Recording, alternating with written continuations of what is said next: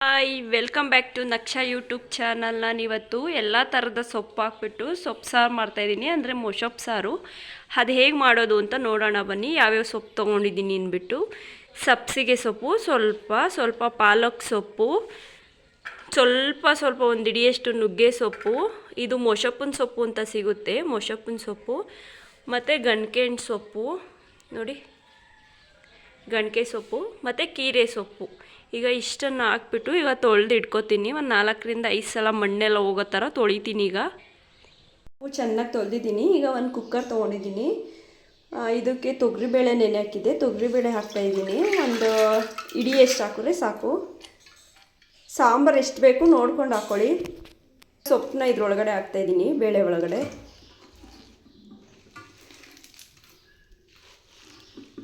ಎಲ್ಲ ಮಿಕ್ಸ್ ಸೊಪ್ಪು. ಮಿಕ್ಸ್ ಇಲ್ಲ ಅಂದರೂ ಏನು ಪರವಾಗಿಲ್ಲ, ಯಾವ್ದಾದ್ರು ಒಂದು ಸೊಪ್ಪಲ್ಲಾದರೂ ಮಾಡ್ಕೋಬೋದು ಸೊಪ್ಪಿನ ಸಾರು.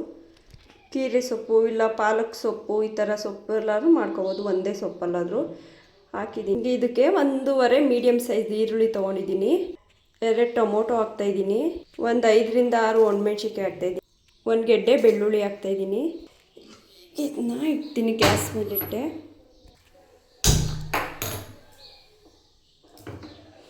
ಈಗ ಇದಕ್ಕೆ 1 ಚೊಂಬಷ್ಟು ನೀರು ಹಾಕ್ತೀನಿ, ಯಾಕಂದರೆ ಇದು ವಿಸಲ್ ಬರಬೇಕು, ಬೇಳೆ ಅಂಡು ಹಿಡಿದ್ಬಿಡುತ್ತೆ. ನೋಡಿ, 1 ಚೊಂಬು ನೀರು ಹಾಕ್ತಾಯಿದ್ದೀನಿ. ಸೊಪ್ಪು ಬೇಳೆ ಎಲ್ಲ ಚೆನ್ನಾಗಿ ಬೆಂದರೆ ಸಾಂಬಾರು ಚೆನ್ನಾಗಾಗುತ್ತೆ. ಈಗ ಕುಕ್ಕರ್ ಮುಚ್ಚಿಬಿಟ್ಟು 1 ವಿಸಲ್ ಕೂಗಿಸ್ತೀನಿ. ಈಗ ನಾನು 2 ಆಲೂಗೆಡ್ಡೆ, 2 ಬದನೆಕಾಯಿ ತೊಗೊಂಡಿದ್ದೀನಿ. ಇದನ್ನ ಸಣ್ಣ ಕಟ್ ಮಾಡಿ ಬಟ್ಲೊಳಗಡೆ ಹಾಕ್ತೀನಿ. ಬಟ್ಲೊಳಗಡೆ ನೀರಿದೆ, ಯಾಕಂದರೆ ಬದನೆಕಾಯಿ ಕಪ್ಪಾಗ್ಬಿಡುತ್ತೆ. ಅದಕ್ಕೇ ಕುಯ್ದಿದ ತಕ್ಷಣ ನೀರೊಳಗಡೆ ಹಾಕಿಡಬೇಕು. ಈಗ ಕುಯ್ದ್ಬಿಟ್ಟು ನೀರೊಳಗಡೆ ಹಾಕಿದ್ದೀನಿ. ಆಗಿದೆ, ಸೊಪ್ಪು ಬೆಂದಿದೆ. ಈಗ ಇದನ್ನ ಆರಕ್ಕಿಡ್ತೀನಿ. ಈಗ ಮೇಲೆ ಎತ್ಕೊತೀನಿ, ಬೇಳೆ ಎಲ್ಲ ಕೆಳಗಡೆ ಇರುತ್ತೆ. ಈಗ ಸೊಪ್ಪನ್ನ ಎತ್ಬಿಟ್ಟು ಒಂದು ತಟ್ಟೆಗೆ ಹಾಕ್ತಾಯಿದ್ದೀನಿ. ನೋಡಿ, ಬೇಳೆ ಎಲ್ಲ ಕೆಳಗಡೆ ಐತೆ, ಸೊಪ್ಪೆಲ್ಲ ಎತ್ತಿ ತಟ್ಟೆಗೆ ಹಾಕಿ ಈಗ ಇದನ್ನ ತಣ್ಣಗೆ ಮಾಡ್ತೀನಿ. ಈಗ ತಣ್ಣಗಾದ್ಮೇಲೆ ಒಂದು ಜಾರ್ ತೊಗೊಂಡು ರುಬ್ಕೋತೀನಿ. ನೋಡಿ, ಸೊಪ್ಪೆಲ್ಲ ತಣ್ಣಗಾಗಿದೆ. ಈಗ ಜಾರ್ ಒಳಗಡೆ ಹಾಕೋತೀನಿ ಇದೆಲ್ಲನೂ.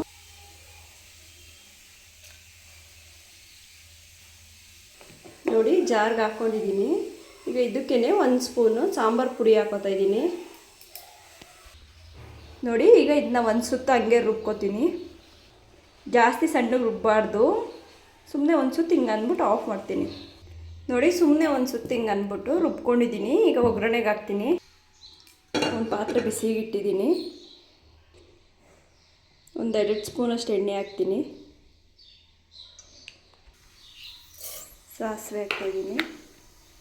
ಸಾಸಿವೆ ಸಿಡಿದ್ಮೇಲೆ ಕರಿಬೇವು ಸೊಪ್ಪು ಹಾಕ್ತಾಯಿದ್ದೀನಿ. 1 ಈರುಳ್ಳಿ ಹಾಕ್ತಾಯಿದ್ದೀನಿ.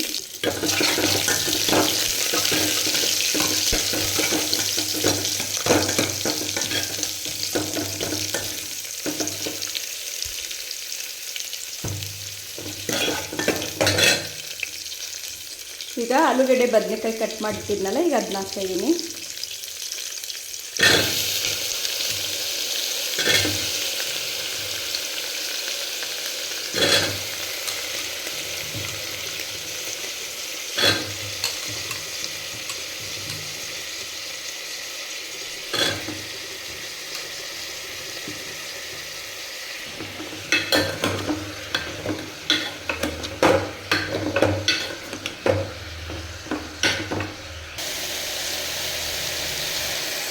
ರುಚಿಗೆ ತಕ್ಕಷ್ಟು ಉಪ್ಪು ಹಾಕ್ತಾಯಿದ್ದೀನಿ, ನೋಡ್ಕೊಂಡು ಹಾಕೊಳ್ಳಿ ಉಪ್ಪು.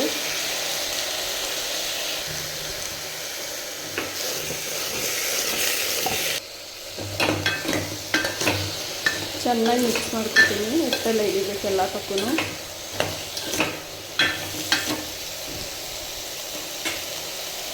ಇದಕ್ಕೆ ಇಲ್ಲಿ ಬೇಳೆ ಬೇಯಿಸಿಟ್ಟಿದ್ನಲ್ಲ ನೀರು, ಆ ನೀರು ಹಾಕ್ತಾಯಿದ್ದೀನಿ.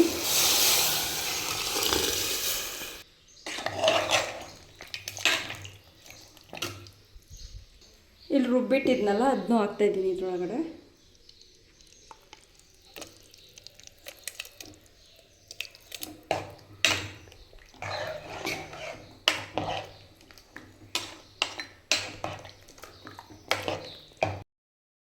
ಹದ ನೋಡ್ಕೊಂಡು ನೀರು ಹಾಕ್ಕೊಳ್ಳಿ. ಇದು ಬೆಂದಮೇಲೆ ಗಟ್ಟಿಯಾಗುತ್ತೆ. ಈಗ ಇದು ಚೆನ್ನಾಗಿ ಕುದೀಲಿ. ಆಲೂಗೆಡ್ಡೆ ಬದನೆಕಾಯಿ ಎಲ್ಲ ಬೇಯಬೇಕು ಚೆನ್ನಾಗಿ. ನೋಡಿ ಸಾಂಬಾರು ಕುದೀತಾ ಇದೆ. ಇನ್ನೂ ಸ್ವಲ್ಪ ಬೇಯಬೇಕು.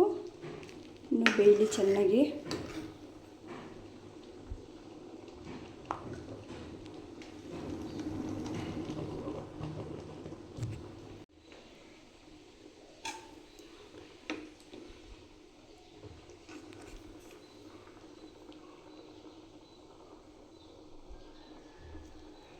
ಒಂಚೂರು ಬೇಯಬೇಕು.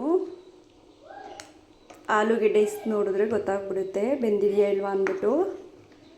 ಒಂಚೂರು ಬೆಂದಮೇಲೆ ಸಾಂಬಾರನ್ನ ಆಫ್ ಮಾಡ್ತೀನಿ.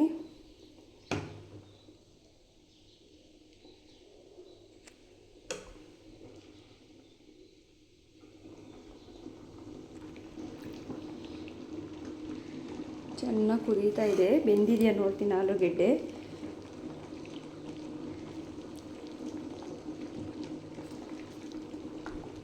ನೋಡಿ ಆಲೂಗೆಡ್ಡೆ ಬೆಂದಿದೆ.